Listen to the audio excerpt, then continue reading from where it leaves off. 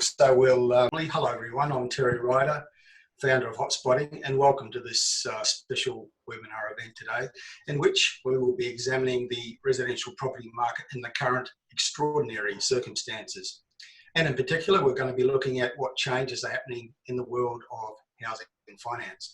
Australian real estate consumers seem to have more questions about mortgages and interest rates and related issues than ever before, and they appear to have more questions about finance than any other housing market issue at the moment.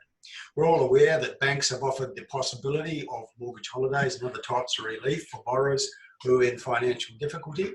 But how does that work, and what are the consequences for people's credit ratings? Have lenders changed their criteria when assessing loan applications? Are people who work in particular industry sectors being treated differently to others when they apply for loans? So today we're going to be discussing those issues and a whole lot more. And we invite your participation. Today we have a panel of experts from different spheres of the real estate industry. So if you have a question, hopefully someone on today's panel will have an answer for you. So I encourage you to write your questions or your comments in the chat box or the Q&A panel that you have in front of you. So let's begin by meeting our panel members today. Louise Lucas, mortgage broker from the Property Education Company. Welcome, Louise. It seems that despite everything right now, you're super busy organising loans for customers because property deals are still happening. They are certainly still happening. And if you're able to buy, there's some fantastic opportunities out there. So we've had 4 people buy in the last week, and it's kick, and let alone all the refinances that we're already doing, but now, and equity release for renovations, lots of things happening. Yeah, it's very positive, Terry. Danny Buxton from 000 Property, welcome. You're sitting on the Sunshine Coast for the beautiful backdrop of the new Maroochydore CBD that will be in place hopefully sometime soon. It's already under construction. Danny, we were talking earlier and you were telling us that you had a conversation with local valuers and finding that the property market's holding up extremely strongly in your particular neck of Australia. Yeah, look, obviously we, like everyone, we look all over Australia for what's right for our clients, but particularly here on the Sunshine Coast where we are based. We're just having a conversation with one of the directors of Reventon White. And we're just asking about how is he seeing things, and actually mentioned this webinar today and said, hey, mate, I'd love to get a quote. And he said, mate, you can say this, that residential values have not dropped at all on the Sunshine Coast. In fact, we do not certainly see them doing so in the foreseeable future, especially in that sub 750,000 price range. And then he went on to give me some examples of properties that have come on the market and have sold very quickly. And like all of us have seen, there's probably people in the general market are probably not necessarily putting their properties on the market at the moment. They're happy to wait as there's a bit of uncertainty, which means that the housing stock has tightened quite considerably. So there are still people out there buying, and still people need to move into property. There's still people needing to rent. We've got 2 properties that are under construction at the moment that we've just literally put on the rental market and have already been snapped up and are being rented. Already have applications before we've even handed over the properties. And so I think certainly the media and everything that we're seeing, that negativity that we're seeing in the media is actually not as true in some aspects. I think there are markets that will hurt, but overall we're still seeing things are still very strong. And that's certainly I think media is accurate about what's going on in markets, but particularly right now. Christofi from Reventon, you're based in Melbourne, but I know your business is active in markets around Australia. So what are you finding at the coalface, Chris? Well, look, further to what Danny's saying, I think the Sunshine Coast and Louise as well is a fantastic market. And from a finance perspective, our business is going gangbusters from that point of view. We had our 3rd best month and we're very close to beating in terms of our lodgements since September 2018. So from a finance perspective, it's a great time to be looking at borrowing money with the rates being so appealing to investors. Where to invest, I think, is very important. And we are having a strong push at the Sunshine Coast because we think so much is going on there.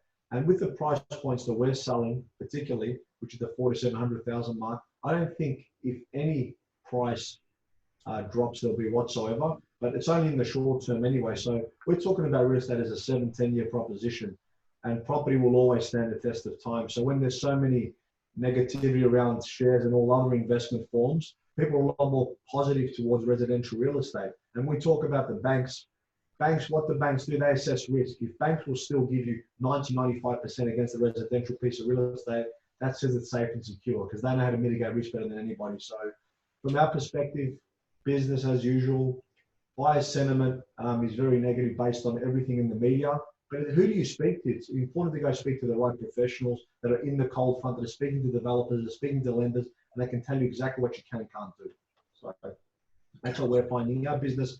From a real estate point of view, it's a lot harder to get the deals. From a finance point of view, as Louise said, the business is going gangbusters, and most of it's people's negativity or skepticism. What's going on? How long is this going to go for? And I asked the question, great question, how long will it go for? 3-6 months? We're talking about a 10-12 year proposition being real estate. It's not much in the scheme of things. And if you look at the Sunshine Coast, like Danny said, there hasn't been a price difference in the valuation. Get involved now. It's a great time to buy. And there's great incentives. We've negotiated some amazing deals with developers that in different climates and markets we will not be able to get. Yeah. So, yeah. Get involved. Okay. Alex Dutt from Adviseable, buyer's agency. Welcome, Alex. You're based in Sydney, but you operate around the country. You're buying properties for your clients in all parts of the Australian market. What are you finding at the coalface? Well, look, I mean, as others have said, deals are still very much happening. So the buying process has definitely changed. And we deal predominantly with established properties.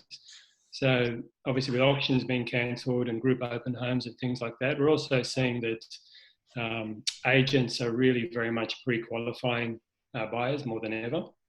But deals are very much happening. I think that, you know, the idea that there's some kind of people panicking and things like that, we're not seeing it. I mean, I've seen a few isolated cases of panic sales and even more oddly panic buys where people are looking to cash in pre-approvals, but it's very much the exception to the norm. I think that the market has, in a general sense, shifted to be a buyer's market. So as others have touched on, there's some fabulous opportunities.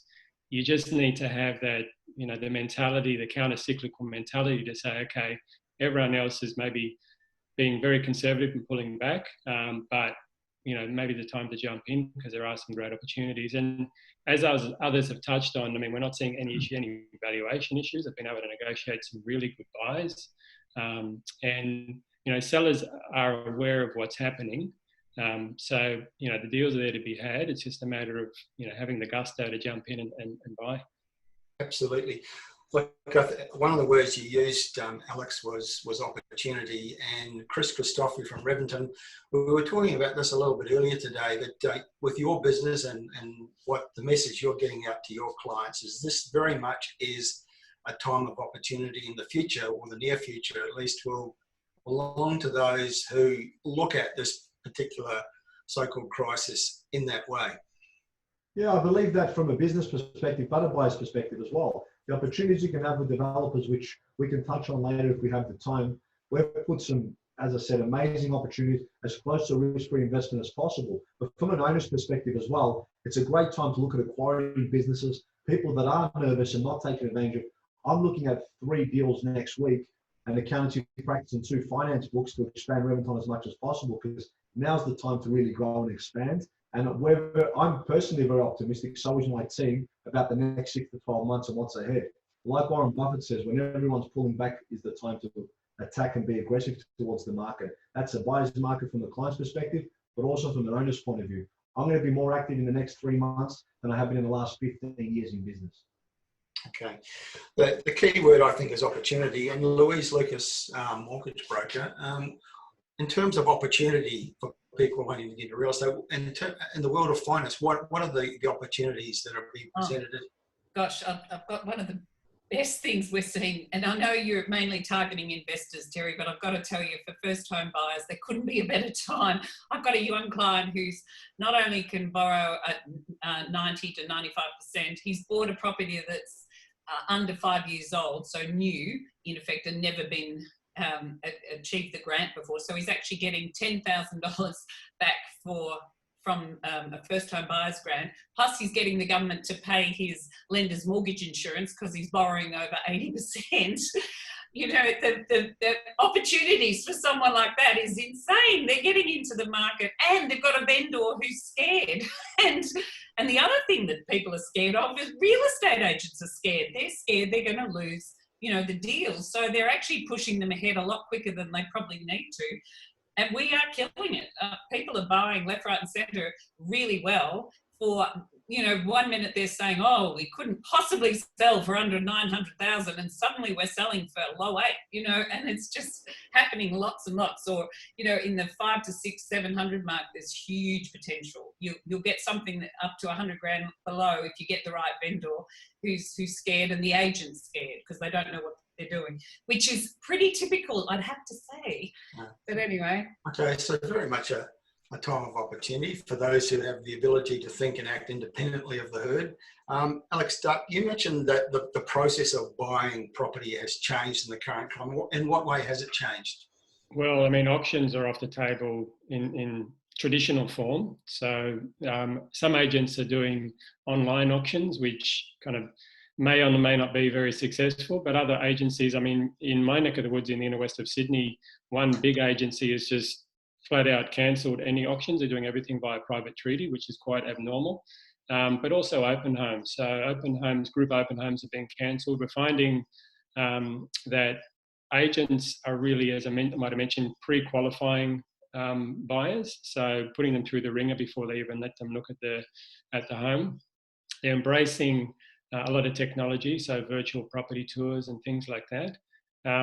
But also in terms of the actual negotiation process, that's changing a lot as well because we're losing that transparency. You're not able to actually eye up other buyers at open homes and, you know, that type of thing, which, you know, is traditionally quite useful. So really, if you're not experienced in buying property, it's almost like, you know, a stab in the dark. It's all done via remote means. Obviously, as a buyer's agent, I do that all day long, so that's fine. But if you're doing, you know, if you're not doing this all the time, you know, as a buyer, it's going to be a difficult thing to navigate and most importantly, be able to get a good deal. Okay. So Danny Buxton, 000, I'd like to put the same question to you. How do you find that the process of buying property has changed in the current climate? Certainly doing a lot more of these Zoom meetings and embracing technology. But for us, it hasn't really made a huge difference in the way we do business, bar the fact we would really recommend, and I know that Chris and certainly Louise would suggest this is the case, is just make sure you're really financially got your finances all sorted now and use the opportunity to just get your pre-approvals in place. Make sure if you're not in a good, you know, if your job is a little bit uncertain, I would say probably not a great time to go through the process. But if you've got good, strong employment and you're in a good position, it's a great time to buy. People are still a little bit nervous, and I think there's a little bit of obviously with all the media and the negativity, I think that people are asking a lot more questions and are probably sitting on the fence. But as Chris alluded to, there are some great opportunities out there. You know, we've got some builders who have done put and call options on land, and you know they're quote unquote happy to drop their pants to, rather than settling on the land themselves, they're happy to do a deal. And you know, we're seeing that benefit that's going to, you know, go to our clients. But all in all, I think it's just a great opportunity because this too will end, you know, and when we come out the other end, we're going to go through a very, we believe there's going to be a lot of people looking to property as a safe haven for investing. It's secure as long as those fundamentals are right and are in the right areas. Areas like your Geelong, your Ballarats, your Bendigo, these areas we've been talking about pre-coronavirus. Sunshine Coast, you know, those areas that are satellite cities, you know, people are going to more than happily working at home, and then maybe instead of driving into the office every day, they now might only drive to the office 2 or 3 times a week rather than every day. And so I think things are changing, but we've also got to make sure that we adapt. And for us, even when we're looking at designs for houses, that we're adapting for that home office scenario as well. So, but look, builders are still building, developers are still put down land, and you know, if you buy right, you buy smart, you can do very well long term. And I'll just add to that, Danny. You know, I've had a couple examples of buyers that were unable to settle due to losing their job, and we were able to nominate those contracts in Victoria. They've made substantial gains, like tens of thousands in some cases. So having that opportunity, what you wouldn't have had in this different market, we're seeing more. We've had two of that in the last month where clients were unable to settle.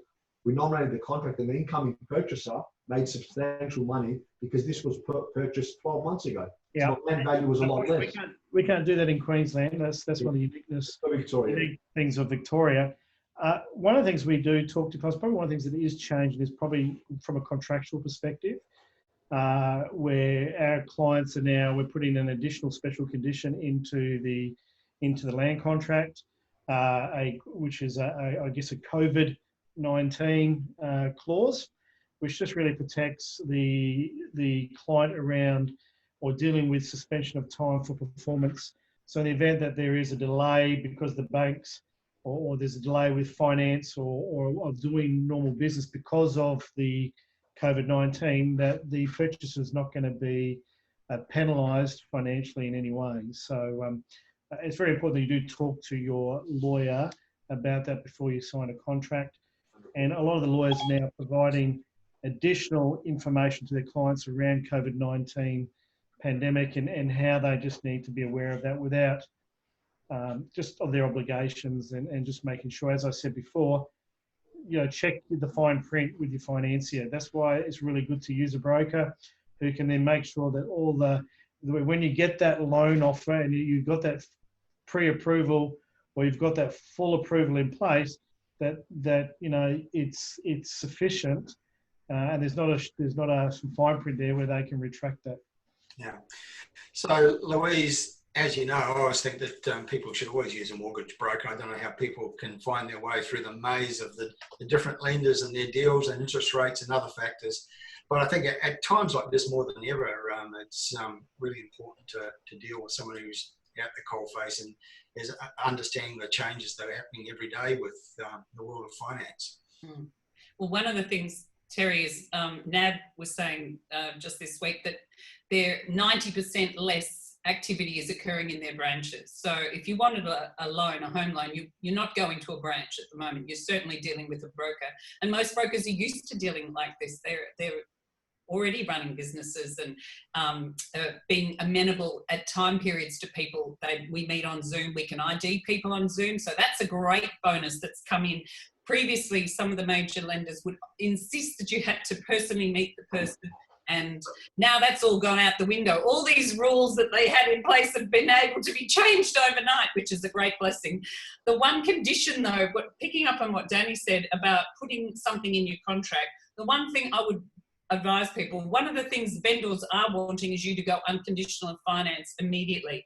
If you're a strong purchaser, that's great. But the one thing I would ask you to keep in your contract is that the valuation is at purchase price. Yeah. Because there is a possibility that the val could come in short and then your pre-approval's worth nothing. And if you haven't got enough to fund the difference. Oh, actually, and on that point, most pre-approvals aren't worth the paper they're written on. Can I just say, because they're an automatic. If all they're doing is a credit check on you. Most of the lenders do not do a full check on you in a pre-approval.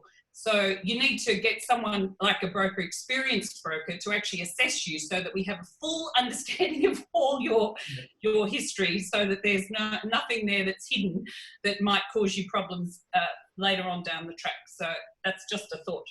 But I would definitely advise people, make sure the clause, no matter what else, and we can get a val done in 2 days. And yes, valuers are still attending some properties, depending on the property, but most of them now are reverting to desktops if they're within the realm. So that's great. If this is okay for established property, a bit harder for new, but anyway, but they're still going out and doing valuations. Like, we can still do inspections.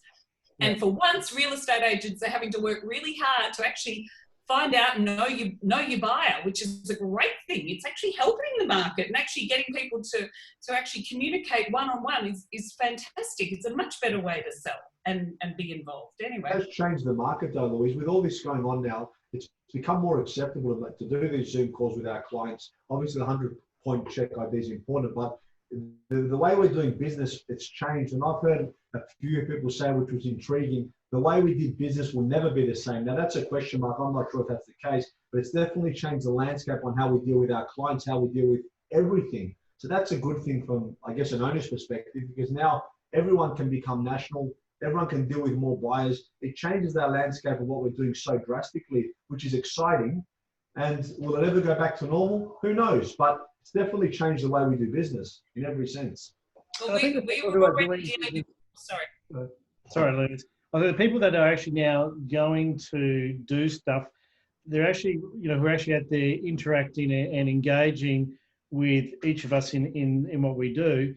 They're genuine. They're not tire kicking. They're actually really wanting to do something. And so it really is weeding out the tire kickers out there who are just wanting information, as opposed to those who are actually wanting to take advantage of the situation that's there. And, we find, whether it be the special disability stuff that we do, or whether it be just your traditional investor or your first home buyer,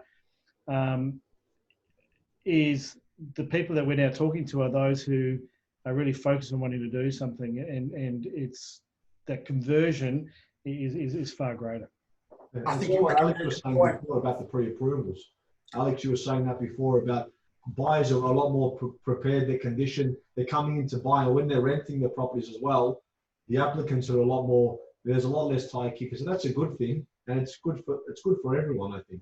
Yeah, look, the way I'm seeing it is that there seems to be, the market seems to have shrunk a little bit. And what I mean by that is that there's fewer sellers in the marketplace and there's fewer buyers, but the deals are still happening. But people, like you said, there's, as Danny eloquently put it, there's less tire kickers. There are less people wasting time. There are people that want to do stuff. And it's interesting because you might think, at a surface level, that the concern from investors would be about capital growth and how's that going to shape up. I'm not having those conversations. The concern that I'm getting from investors is less so much about that. They're coming to me and saying, well, we see the opportunity. Where is it? How do I get my hands on it? But the thing they're concerned about is more about tenancy. So coming kind of off the back of what you guys were saying about some of the special conditions you're putting into contracts, in addition to that, we're looking at putting in special conditions around making sure that we get a tenant even before unconditional contract. And if you had proposed that to a seller, before Christmas, they would have laughed you out of the, out of the office kind of thing. So we're doing some interesting things, but on the back of that, settlements as well, extended settlements. So I had a client that I was buying for, coincidentally, in the Sunny Coast. You guys have been talking that up, which is great. So I bought in the Sunny Coast, really good deal. He was concerned about tenancy risk. We negotiated a 120-day settlement. This is on a standard established property purchase, a 4-month settlement, which again, 6 months ago, they would have told you on your bike. But this is a way of kind of thinking laterally and mitigating some of the risks. But I'm just finding it interesting that, again, the conversations and the questions that are coming from investors are not about long-term capital growth, the value's falling, how's it all going to shape up? They know that there's an opportunity there and they want to get on board. It's, okay, how do we mitigate some of the risks? And just quickly, with the finance side of things, as Louise was saying, it's absolutely essential to obviously have your finance in place. It's absolutely critical, as you guys have touched on, but also, in time frame. So although people think of, okay, what's a good deal? That means we're getting it at a very good price, but also we've got to negotiate those other terms and conditions around finance as well. So not just tenancy, but finance. So extended finance clauses and extended settlements, because you guys will tell I'm sure you'll expand on this, but the banks are not fast at the moment. So, now hang on, it depends which lender you go to. So there's quite a few lenders that we're dealing with, we get a 2-day approval. So sorry, I don't buy that. I can still get them done. It just depends where, and we're getting the best rates for those as well. But the rates are fantastic, yeah. I guess it's a mixed bag. I'm doing SMSF purchases as well. So good luck. Yeah. So I've got 4 SMSF purchases on the go at the moment. So you. That's all the grey hairs, you see. Yeah, that would be. But there's plenty, although some lenders have had their major offshore processing teams fall over completely, all those staff who are not being used in branches and everywhere else are now back on track dealing with customers and loans straight away. So it will catch up. It depends on the lender. But if you need to settle quickly and you have the finance, you have a good position, then there's certainly lenders who will deal with it. I submitted a couple Monday, I've already got approval. Hello, you know. I think this is also a case in point of the importance of having a qualified and competent professional on your side. So I think it's more important now more than ever. So if you think you're going to be able to navigate the kind of market on your own without knowing the intricacies of what's happening, because as I was saying before, the deals, they're not out in the public. Most of the listings that we're seeing are pocket listings, so they're off-market listings. Yeah. So everything's happening behind closed doors. So if you're in the general public and you don't have access to the portals and things like that, or even just tapped into the industry to know what's actually happening out there, and if you're only reliant on the media, then you're going to be so it's really important. So I think that touches on an interesting point. You need to have a good professional on your team, and obviously a good mortgage broker. I'd like to also just mention too that not only is it a great time and there's great opportunity there, is money's never been cheaper. Oh, God, and it's just incredible the rates that you were able to get out there with the banks, with fixed. I mean, what is it, Louise? You can get some banks are doing 2.19% fixed. 2.09, 2.14. I've never seen money this cheap. This means for investors, 2.29 you can get. 2.29, which means that your property. Hang on, this is principal and interest and whatever, and you've got to fit the criteria and. There's still fees, so that's amazing rates. Amazing rates out there, and what we're seeing is properties are cash flow positive without even including the tax add-backs that you can get in. And again, going back to what Alex said as well, and all of us have been saying, buy in the right areas, still stick to the main fundamentals of where you're looking at. As I alluded to earlier, we've had 2 properties that are under construction that we've already got leases on. There's 0 vacancy. We always say to clients, look, when we settle on a brand new house, allow 4 to 6 weeks. Very rarely do we ever even get anywhere near that because we're going in the right areas. But people who were giving notice to leave have decided to stay on some of the properties in our rental book. And funny enough, our arrears in our rentals are actually less than what they were 6 months ago because we've been proactive talking to our rentals, we've been talking to their clients and communicating to the tenants, seeing how things are going and working with those who may be going on to job seeker or job keeper. And remember, that's tax free as well. They're not paying tax on that. And so for some people, they're actually better off. Yeah, I did want to add on the back of that, Danny, I did mention that it is a concern that is, buyers are coming to me and saying I'm concerned about tenancy, but so far it's unfounded. I mean, I haven't fielded one call from our database of an investor that's come to me and said, I've got issues with my tenant. That's not to say it's not happening out there, but it's not a common occurrence. It's more about the sentiment, I guess, and that's what I wanted to. We have business owners who are renting, and they've come to us really on where their business was shut down, but there's our government's thrown a lot of money at different things. I don't agree with all of the policies. I know in Queensland, the Queensland government's looking at potentially putting something in play which is not supporting investors. It's really just looking after the tenant, and there's a lot of backlash in regards to that from the REIQ and agents. And at the end of the day, though, is if you've got the right people around you and you've got your A team there working with you, you've got a good property management team, you've got a good buyer's agent or whatever, you've got your right finance team around you, and you're doing the research. End of the day is the fundamentals are still the same. Just one point about that, Danny. A property manager doesn't get paid unless the rent's been paid. Yeah. So a good property manager, and you want to be the owner or of the property or the landlord that they like. You don't want to be that smart ass who never repaired anything and is a pain in the ass to deal with. So that's a good lesson to a lot of investors. If you were difficult and then your agent doesn't particularly want to help you, then there's a reason, and maybe look in the mirror.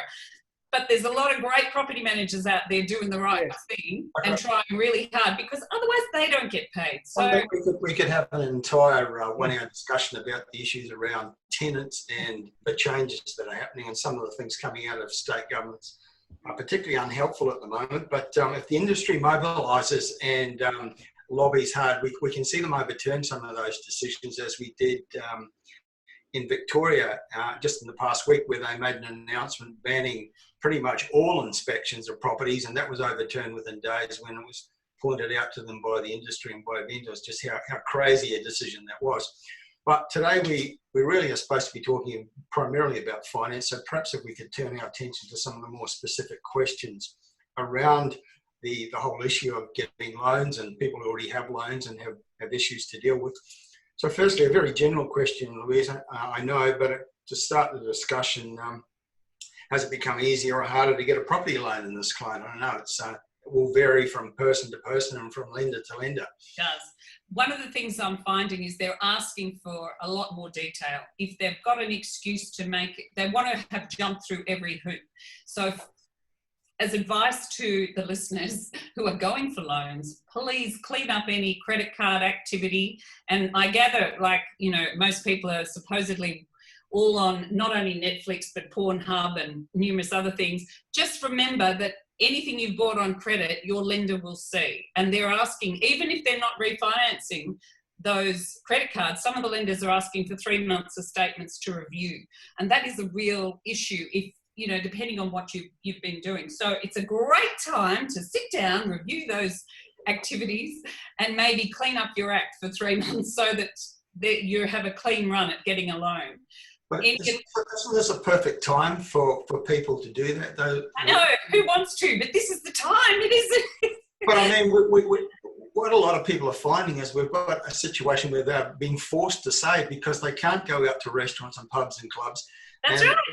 And they're finding that at the end of the month, they've got more money left over than they have had before. And I think it's giving people a clue to how you actually get a deposit together if you curtail some of your more extravagant lifestyle. I think it's actually a huge benefit that's going to come out of this period. You're absolutely right. You are so right. And one of the things is the media has been so negative about people getting into the market and putting people off even trying. And once you show them how, they're like, oh, well, I could have done this years ago. I go, exactly. It's an even... One point, guys, to mention, I always say this when I speak as well. If you're not currently working, when you retire, you've got 38 hours, 40, 50, depending on how many hours you work, more time on your hands to spend more money. Now that environment's taken from us. It takes 42 days to create a habit. People are going to be home for that period of time. So what we're encouraging people to do is audit your business and audit your personal life and your spending. Because when we come back into normality, guess what? You now have good money habits. You know how to save money, and you can actually use that money towards paying off your mortgage or buying investment property.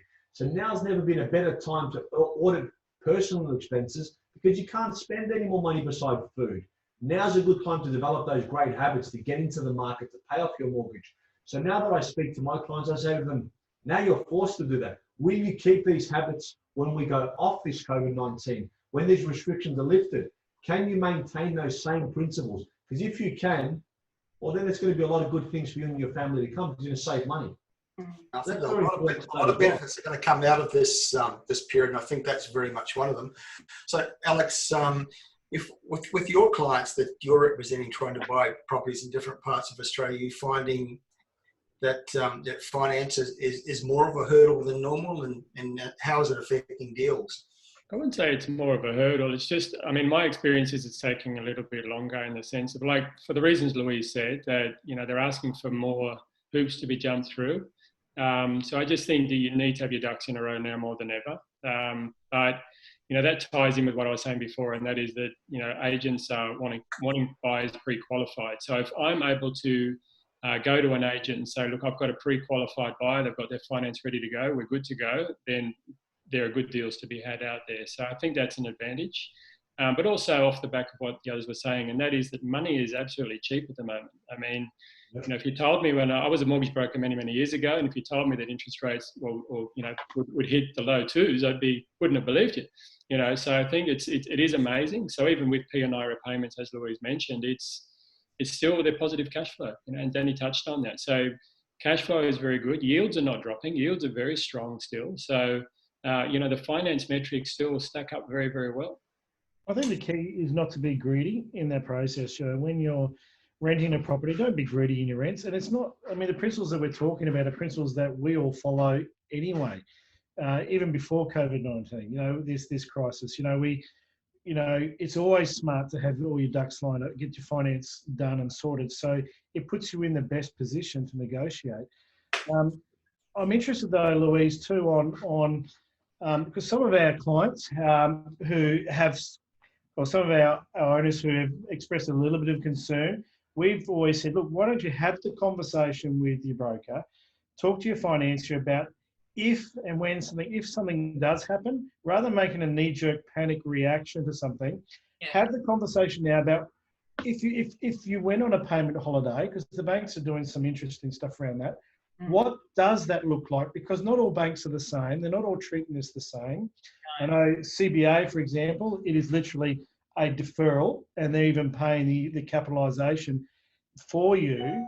Not all banks are doing that, and the terms are very different. And so it's really important to get the information now, so when you do make that decision, it's not made under stress, but with the information that you have. Are you experiencing that? Well, two things I want to bring up with what you've just been saying, Danny. First up, I've got to say, after the Royal Commission last year and all the tragedy that came out of how the banks have treated people, our Australian banks, we should be really proud of them, because they have stepped up in a big way and are helping people that they've never even had the means, supposedly, or the ability to do so before. And they are suddenly been able to convert loans that were, there's no way we could change that from a, principal interest to an interest only, or we can't give you an offset account because you got the wrong loan and you've got to reapply, and all that sort of nonsense has all gone by the by.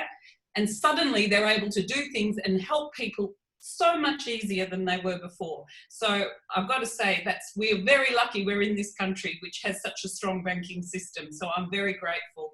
But you were highlighting about, now I've lost my train. Two things is you could just talk about the deferral of the honeymoon thing. Okay, that's so important. There's a couple of key problems with honeymooning. And one of them is a person I know recently asked for a honeymoon on their loans because they go, that's convenient. How great. I don't have to pay interest for 6 months. But then is supposed to settle on a loan within that 6-month period on and off the plan purchase. Well, hello, you're not going to get a loan when you're just taking a holiday. So you need to have a bit of sense and planning in this. And maybe it's not the best option for you. Taking a honeymoon, a lot of it's not a real honeymoon. A lot of them are capitalising the interest.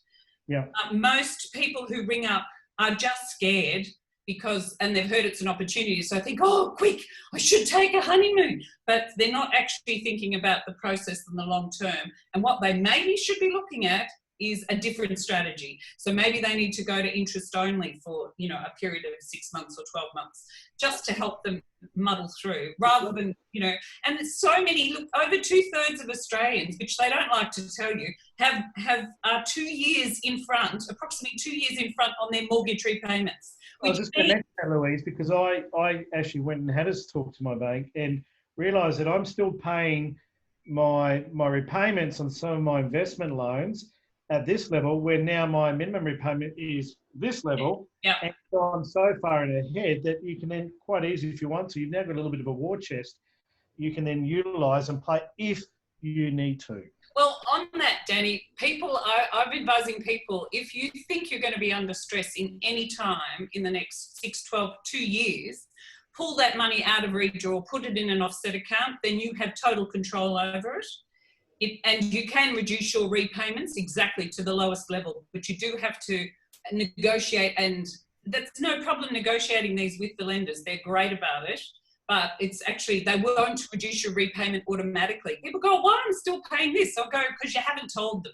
And their default position was, well, as interest rates are going down, Australians are actually paying, yes, you're right, at a higher level. And so they're actually way in front. So the most people have money. The majority of people with loans are very in front on their repayments, and they have a buffer in the system. They're just not aware that it's there and how to use it. So that's why you need to actually communicate to your financier, speak to your broker and have those conversations and get a clear picture of where your finances are at. I'm actually surprised how few people have actually taken advantage of this offer to have a honeymoon period, to have a holiday on repaying their mortgage. According to what Matt Common, the Chief Executive of the Commonwealth Bank, was telling us earlier this week, he says they've got $1.8 million home loan borrowers, and about 70,000 of them have made inquiries about having some kind of a holiday, but that's less than 4% of their total customers they're actually applying, taking advantage of that opportunity, which I thought was a very low figure. And it suggests to me that there's fewer people out there in distress in these times than the media would have us believe. Can I comment on that? Sell newspapers. Sorry, Danny, go on. Because it doesn't sell newspapers having headlines like that. Yeah. I mean, in relation to that, we're saying to our clients, unless you need to take that honeymoon period, don't take it, because all you're doing is compounding this issue for later. Should I take my super out now and later? This is money that's in your super for your retirement, which is going to have a compound effect. Why take it out now if you don't need it? The most important thing to do is get that information, get that advice, and don't wait till the 12th hour. But if you don't need to take that 6-month honeymoon period or don't need to take your super out, why would you do it? It doesn't make sense. That's the money that you've saved for your retirement or to get ahead of your mortgage. You're just compounding the effect in 6 months later. So that statistic of 4% doesn't surprise me at all, because we've had some clients call in and try to take advantage of that fact. And we've said, before you do, let's analyze the situation. Do you need to take advantage of this fact? And we've advised them, we don't think you should at this stage, because you're just compounding it later. It sounds all great to have a honeymoon period. Don't pay your rate for 6 months. Take out your super. It all sounds fantastic. But what's the flip side to that coin? What impact is that going to have on you in 6 months? What compound effect is that going to have by not being in your super? They're the things that we're talking to our clients about. And everyone on this panel has mentioned, it is paramount now more than ever to get the right advice. Speak to your professionals. Go over your situation. Understand, do you need that honeymoon period? Are you in a point of distress? And then discuss it. Well, just on that, there are circumstances where a honeymoon will work for people. And for example, I've had a young client who started her business only earlier this year. She has huge earning potential for later in life. But for now, she's just started and it's hard. And so she can take a honeymoon. She's got investment loans and home loans and buffer herself. She's got a small buffer, but this will help her create a larger one, build up the equity that she needs to maintain it. And then when she's back, she'll actually have huge earning potential when the market slowly recovers, and then she'll be able to pay in advance later on. But if you think you're struggling now and you're not going to be that much better off in 12 months' time, seriously, you're going to have to look at some other strategy, because that isn't going to help you. So don't be taking a honeymoon and then thinking, oh, I'll be right in 6 or 12 months. Maybe you need to look at that long-term plan right now. Louise, the biggest concern that people are expressing about the whole honeymoon idea is that it will put a black mark on their credit rating. There's been various responses to that from the APRA, etc. What's the reality of that situation? Well, the APRA have said, the Australian Prudential Lending Authority, who controls all lending rules around with banking, have said there will be no marks on your credit file if you haven't been paying. But here, people, they know you haven't been paying because they can see it on your credit file. Now, you should all be accessing your own credit file at mycreditfile.com.au and get a copy and get alerts on what's happening on your credit file. But they mightn't use it against you, but they'll just ask more questions. So just be warned, they'll be fine. There'll be no mark, but they'll know. And maybe they'll just be saying, well, how do you intend? And you'll need to jump through the hoops to prove you are absolutely on track and back at it, It would be a high risk too, wouldn't you, Louise? If they see that, although they can't put a mark against you, it's going to go against your future borrowings, especially if you bought a property. So they're gonna ask more, 100%. I just think they're just going to they can't refuse you as such, but they just might make you prove more categorically that you have no doubts in there. There's no doubt that you can afford the new loan or else. And while responsible lending provisions have been put aside for the moment, because lenders have been doing some fantastic things, don't get me wrong. Clients who have purchased and are unconditional, some lenders have said, well, no, you've notified us you've lost your job, we're not going to proceed. But other lenders, and namely the big banks, NAB and CBA, have stepped up and said, no, hang on, if you are in an industry that we expect will come back and you'll have a job in 6 to 12 months, well, we will hold you so you don't lose your deposit, don't let that fall over, and we will help you purchase, and we will put it on a honeymoon straight away. Now, that's an amazing thing. That's a huge bonus that they're giving people. So whatever you're doing, don't deal with these things alone. Always ask for help. That's the main thing to get out of this. it's a great time too to have a conversation with yourself, Louise, about should I fix my interest rates as well? Because as I said, at the moment, seeing these fixed rates so low, if you've got a long-term strategy, it just gives you some certainty in repayments and stuff like that, which again, everyone is different. Everyone's circumstance is different. But again, having those conversations, understanding the facts so you can make a proper informed decision. No, well, it's true, Danny, because variable rates, people are going, oh, it should be, the same as the fixed. Well, no, they're not. There's reason why the fixed rates are offered low, and the government offered 3-year bonds and lenders took them up on it. So that's why we've got some awesome fixed rates in the market at the moment. And while we don't expect rates to head up anytime soon, we're thinking they're going to sit there for a couple of years, we would also expect that the variable rates are in the high 2s, not the low 2s. So maybe you take advantage now and lock it in and get those 3 years of repayments down and paid for. Anything under 5, I still think is amazingly low. Oh God, don't we? Yeah. For those who paid up to 17, 19, back in the day, God knows. Yeah, it's insane. I'm old enough to have owned real estate in the late 80s when you were paying 17%. So I think it's a message for young buyers. The sort of interest rates are available right now are mind-bogglingly good, and it is an opportunity, particularly for first-time buyers. I think you pointed out a little bit earlier. But also to pay debt off. Like, don't get stuck laden with that fallacy that, oh, we don't pay debt because it's tax deductible. Get in and pay some of your debt down and really get the benefit of this circumstance while you can. If you've still got a job and you've got renters, most of my owners have tenants all in place. They're doing really well. It's amazing. So you mentioned, again, I think it's a really great strategy is having an offset account. And really just pump as much money as you can into that offset account, because you can tap into that and you can use that. You just got to be disciplined. Yeah, and there are fixed rates available with 100% offset. That's another thing, Danny. That amazing. Not every lender, but just a few. But watch out. Most of them don't. For those who are in a financial position, then there is really, in my view, very compelling evidence and compelling reason to actually go out there and look for those opportunities, look for those properties. Again, so that long-term strategy in play, have that focus of what you're wanting to do. Don't, trying to get in and get out very quickly and make money is not property. It's a long-term focus. But also to buy in those areas that we've been talking about for a long time, look at those reports that Terry puts out, do your research, talk to valuers, talk to those that know what they're doing, the experts, and I just think there's just great opportunity out there, going back to what we were talking about at the very beginning of our conversation, with developers, with builders, with vendors who are putting their older properties, who might have a little bit of fear or they're not too sure. There's just great opportunities there. Just on that though, we ask about people, when you're calling your lender, if you're asking for a honeymoon or a rate discount.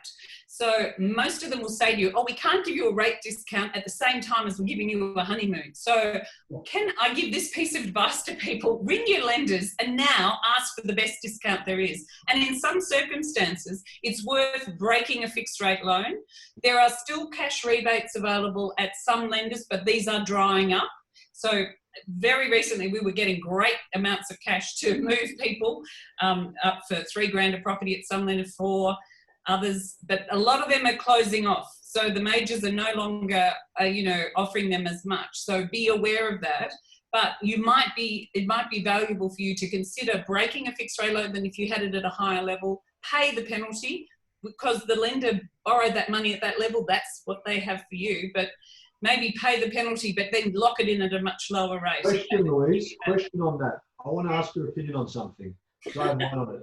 What the break cost to a client? What would you say is the commercial right decision to make if your break costs X thousand? How many months to recoup your money for the people listening? Oh, you have to do the sums each time. So 12 months would be a good enough reason to pay those break costs. You save that money over 12 months. What would you say? It's a great question, Chris, but you have to actually assess what is that person doing with that property, because there are penalties in changing your loan, and are we hanging on to that? You've got to always watch out for the, divorce and death and any other circumstances that might jeopardise the fixed rate loan. So it's a bit more complicated. We do a proper assessment on the whole catastrophe of your life and so that we can actually assess and then see what the penalty is and how much is it worth it. And often, if you've got a rebate, it's a no-brainer. Just take that opportunity and go and move and take the break and pain and get it lower. Hey, we've got about 10 minutes to go before we come up to the hour, and we haven't really dealt with any of the questions that are coming in from people out there watching and listening. Let's just deal with this quick one from Kieran.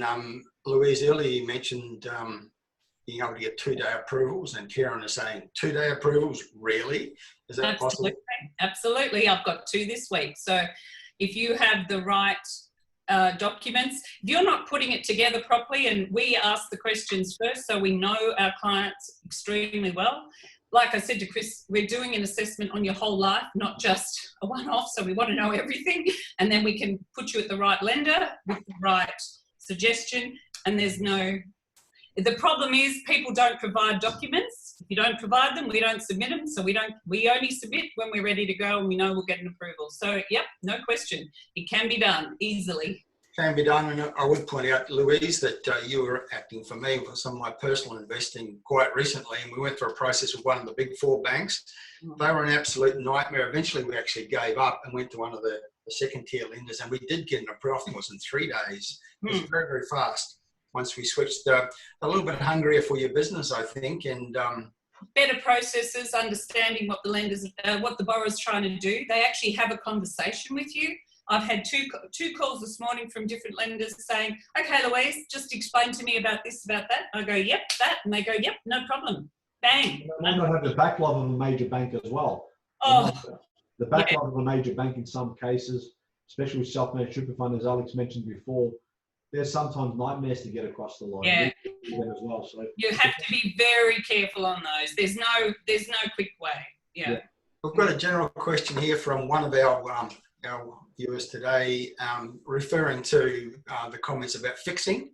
And so what term would the panelists recommend for fixed interest loans? 2 years, 3 years more? Yeah, the keenest rates are at 2 and 3 years at the moment. And there's a reason for that. With fixed rates, the banks ultimately price in how they're going to win on them. If you are sure you're going to keep that property for 5 years, I wouldn't hesitate if you can get a low enough rate and lock it in and just know that that's where it's going to be. But most of them we're doing 3-year fixed rates. We say 3 to 5 as well. We've got the same answer, 3 to 5. Sorry, what was that, Chris? We say 3 to 5 as well. We're advising the same thing, depending on the same. 3 to 5 is what we advise fixed rates. Okay. Case by case, though. Any other views from the panel about that? I think it's quite a key question at the moment for a lot of people. It just comes down to, Terry, your strategy. And again, what's the purpose of you, and what's your time frame with that property? And if it's a long-term time frame and a long-term strategy, then obviously, again, it comes down to doing the numbers. And if you're comfortable and it gives you a sense of assurity and comfort in that process, then go for it. I mean, I locked some interest rates in a year ago at 3.5, 3.6 or something like that. And I was comfortable. I knew that it probably might go down a bit more, but at the end of the day, it just gave me a surety in what my repayments were going to be, and I was happy with that. So it's a case by case and strategy. So I think it's about balancing risk. I mean, Louise touched on it as well. How long you want to keep the property for, and it's balancing that liquidity risk and the payoff. I mean, Chris said it best. I mean, property is a long-term proposition in any case, 7 to 10 years minimum. But you're looking at fixing it for 3 years plus. It's going to be some pretty heavy exit costs. Working with a client recently on a fixed loan, and there was an exit cost of $10,000 for one loan. And obviously, if you're refinancing, you might be able to take advantage. And, you guys talked about that kind of making up for that. The disadvantage of that, we're getting a bit of cash payment from one of the majors, and then with the saving on interest rate. But it's managing that liquidity risk. So if you're saying, well, if I need to sell in the short term and I'm going to be hit with 10 grand of exit fees, then maybe that doesn't fit your strategy. But if for most people, it's about holding property long term, and if you can get cheaper money, then it makes sense to me. Here's a question I'd like to get all your thoughts on. Everyone is talking about the opportunities that are out there, but surely there is still a lot of risk investing in times like these. What would your responses to a client with those sorts of viewpoints be? Well, as I said before, Terry, Queensland, I believe, is about to have the greatest boom ever, because if we can't, those 1.3 million people, Aussies can't cruise, God help us, and the rest of them can't fly overseas, which we want to. I know where I'm going for holidays, and I'll be booking it and ready to rock and roll as soon as they open the doors. And I know this happened to me back in the early 2001 when Ansett went down and September 11 happened. And people said, oh, your hospitality business is finished. I tell you, people got in their cars and drove to Queensland by the truckload. You couldn't get them there fast enough. So believe me, there's plenty of opportunity. And I think locally people will be holidaying and they'll be buying. And all the hospitality workers who haven't got work in the southern states might be heading north. They'll need rental properties. So make sure it's all available for them. We're coming. Okay. Any other views on that general question about opportunity versus risk? I think there's always risk. It doesn't matter what market you're in, you can still lose money on property if you don't do it right. Mm-hmm. You don't get your structure right, so you need to have that conversation with your accountant. You know, if you don't get the right sort of loan, you know, a lot of people just chasing the cheapest interest rates. It's not just about the cheapest interest rates. It's what's right for you with the flexibility of what you're wanting to achieve. People can lose money all the time. And again, that's why I think it's so important to have the right people who are professionals in their industry working with you to achieve those goals. End of the day is do your research, make sure you've got the right people around you, and you can mitigate most of that risk. Again, going to areas where, you know, vacancies are going to be low, where there's population growth, where there's infrastructure spending, and continue spending. Yes, things might be on hold at the moment. There might be a little bit of a hibernation happening, but you know those areas are going to continue to come back to life. We're in that winter has come, you know, but spring will happen, and you know, yes, unemployment might be a little bit higher than what it was, but if you go into those key areas, I think you mitigate a lot of that risk. So Alex, what are your thoughts on that? Yeah, look, I think a good way to mitigate risk, I mean, it's kind of been touched on. I mean, obviously the fundamentals are follow population growth and follow who's got the money. But Louise actually mentioned this at the start of the presentation, and that is, you know, she said that first home buyers, she's doing a lot of first home buyer loans, and follow the spending. If you're an investor, look for where people are buying. Look at what markets are active. I mean, obviously, if competition's a little bit higher, that's going to mean that you're maybe a little bit less, you know, the ability to secure an absolute bargain is going to be a little bit limited if you've got more buyers to compete with. But there is that safety in numbers. So if you're looking at people that are spending on, still buying properties, and they've got money, they're cashed up, they've got all those incentives that Louise mentioned, then ride their coattails. And that's what we want as an investor. So for me, you know, when I see, you know, it's predominantly owner-occupiers that I'm competing with anyway, even when I'm buying for investors. And to me, that I know that I'm in the right area, I'm doing the right thing by the client, I'm in the right areas when that's happening. So that's, to me, the key way to mitigate the risk, and that is see who's got money, but also diversify as well. I'm seeing, you know, the regional centres throughout Australia are still humming along. I mean, certain regional areas, it's unfazed. You know, I have some conversations to the agents down there about toilet paper and funny things like that we're all seeing due to the situation. But in terms of, you know, the stability of the market, they're unfazed, they're plodding along. But I also think that Chris actually touched on this, and that is that, you know, lifestyles might change. So I think that if people are going to be working from home, I mean, my partner works for a multinational, she's now working from home, the entire company's been moved to working from home. So if that's more prevalent, then, you know, I think that some of the regional areas that are more affordable are going to be more attractive for buyers. So to me, that's a way to mitigate risk, but also obviously having those cash buffers and insurances in place. And don't be greedy. That's what we talked about before. Don't be greedy. You know, we've all touched on this, and regional's been great. We've been in regional Victoria since 2014. South East Queensland, we've got a heavy focus. But what we're actually doing is we're looking for cashed up developers to do some great incentives for our clients. We've negotiated now as close, and I agree with Danny 100%, in any investing there's an element of risk. So doing your due diligence and having the right team is paramount. We've negotiated as close to risk-free investment possible in today's market And I'll give you some of the incentives that we've been able to negotiate. People are concerned about two things predominantly in what I'm seeing now: job loss and the property going down in value, which I don't really see that as an issue at all. We've negotiated with our developers that if the client loses their job, they can get 100% of their deposit back. No questions asked. Second thing, if the property land price goes down in value, they'll guarantee that price and give them the difference, because these developers will back their product to the T. These things I could not negotiate before. Rent guarantees, all these top-ups that I did not have the opportunity to negotiate 3 months ago or even 2 months ago, I can now negotiate with developers. So I'm going to my clients and saying, what are your main concerns? And we've listed 4 or 5 of them. I've gone to the developers and I've actually said, this is what I need from you now. Now's the time that I need this. Do you back your product? Are you confident this will happen? Yes, put this all in writing. Then I've gone to my clients and I've said, this is what I've got in place. So they go, they're ecstatic. I could not do that eight weeks ago. There's no way they're going to say to me, Chris, you want this, this, and that. No way. But now I'm using this as an opportunity to negotiate for my buyers.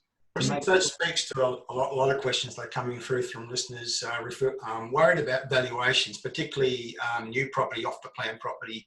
And Arthur's asking, are valuers running scared with COVID-19 on new investment properties off the plan? And what are we finding? Well, inexperienced values, I think Louise said it, that are just getting into the market don't understand that they might be undervaluing something, but it also comes down to how many, how well they know the actual market. But like Danny said, in South East Queensland, we haven't seen a difference in the valuations. When we're looking at Geelong, Ballarat, we've sold a lot in, and South East Queensland, the valuations are still coming extremely strong. But as I said, you've got to be sure you have that clause in an unconditional contract. Otherwise, you make sure you cover yourself for your bank val, because it's not the developer's valuation, even if they're topping up the difference. It's how much you can borrow, and you can only borrow as a percentage of the actual value that the bank gives you. So be warned on that. What we're doing, which we found we don't do a lot of off the plan. We tend to be more house and land in our stuff, but we've had a couple of clients with some off the plan apartments or townhouses. We've actually spoken to the developer, and we've actually had a deed that runs concurrent with the contract, where they're actually allowing the client to then do their finance within 90 days of settlement. Oh, that's good. So it then protects the client from the fact that they're not going to lose their deposit. There's not a concern there, because we all know that even if you have a full approval, it only lasts for 3 months, maybe 6. And if that's right. That's a game changer, Danny. And I think so. We've put this in play with our developers who we know, and they know our clients, that we have the conversation, so they can still technically go to their bank and say, look, here's our unconditional contracts, or here's our contracts, but we've got a deed of variation that sits alongside the actual contract with the solicitors put together, which then protects them. And we've actually got one at the moment for a client who's doing one through their super fund,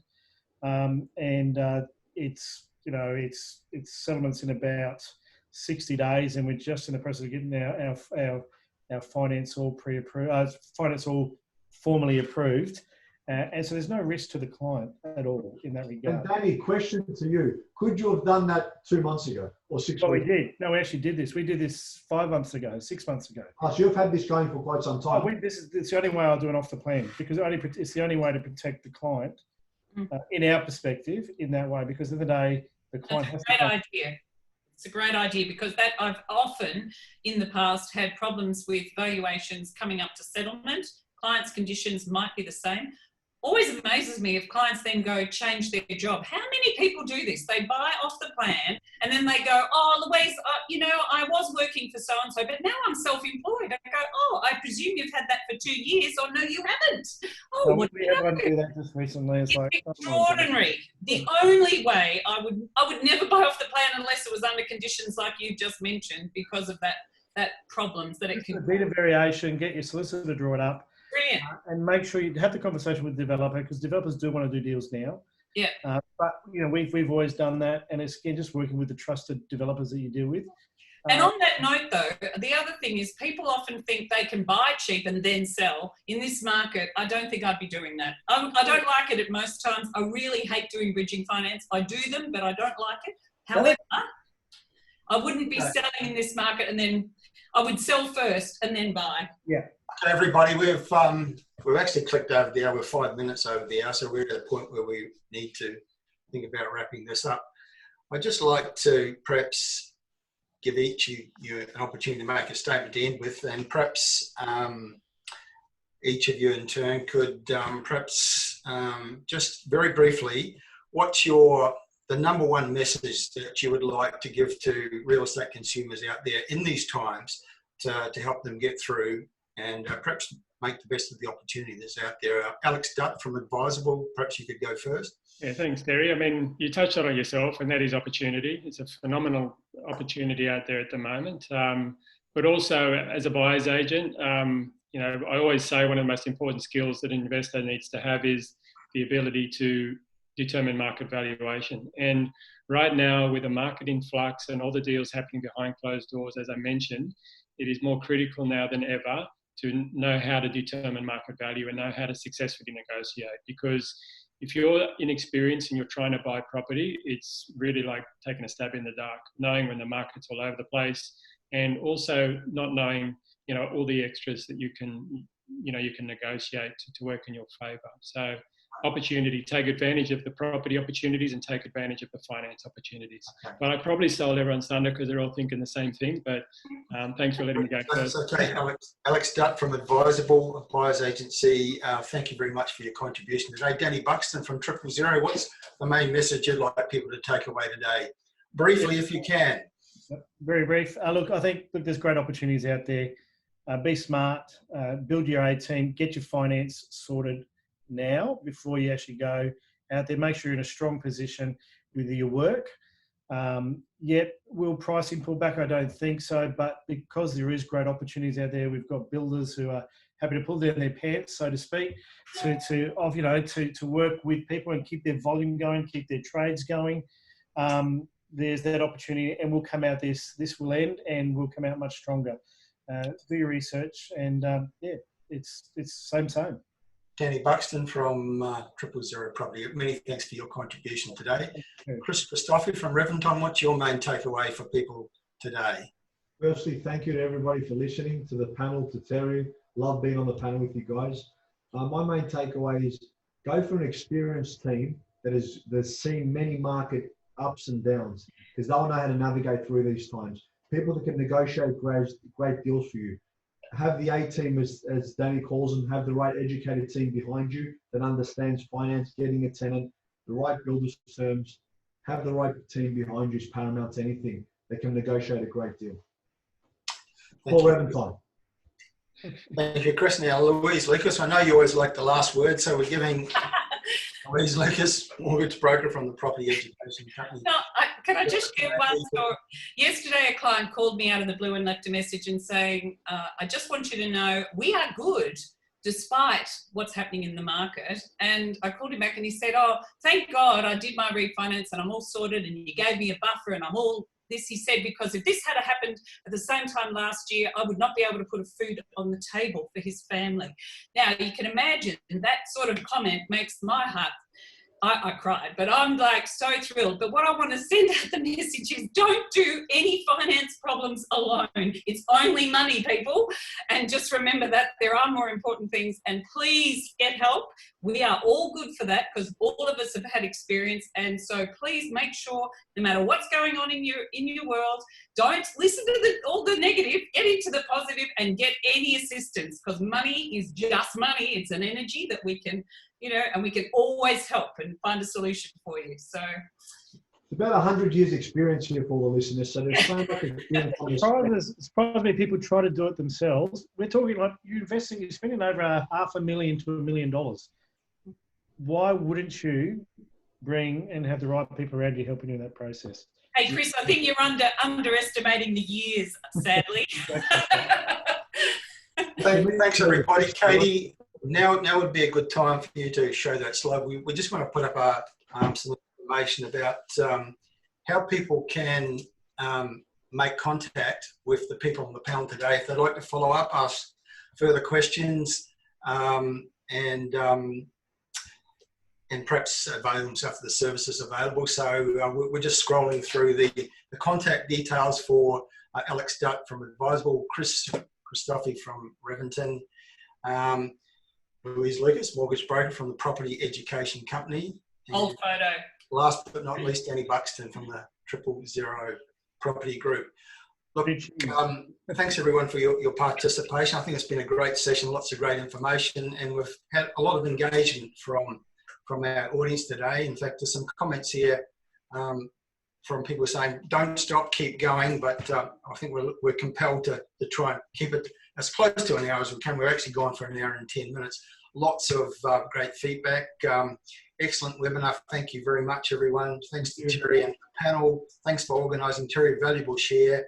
Awesome information, says John. So thanks for that feedback and thanks for your participation. Those of you, we weren't able to answer all the questions that came through. We usually don't manage to do that because there are always more questions than we have time. But please feel free to follow up with any of the members of the panel today. And also, you're also welcome to email me, Terry Ryder, Ryder at hotpotting.com.au, if you'd like to follow up with comments and questions. Thanks again, everybody. Great session. The feedback from our audience today suggests they found it very valuable and would have liked us to go on talking all afternoon. Yeah, we could.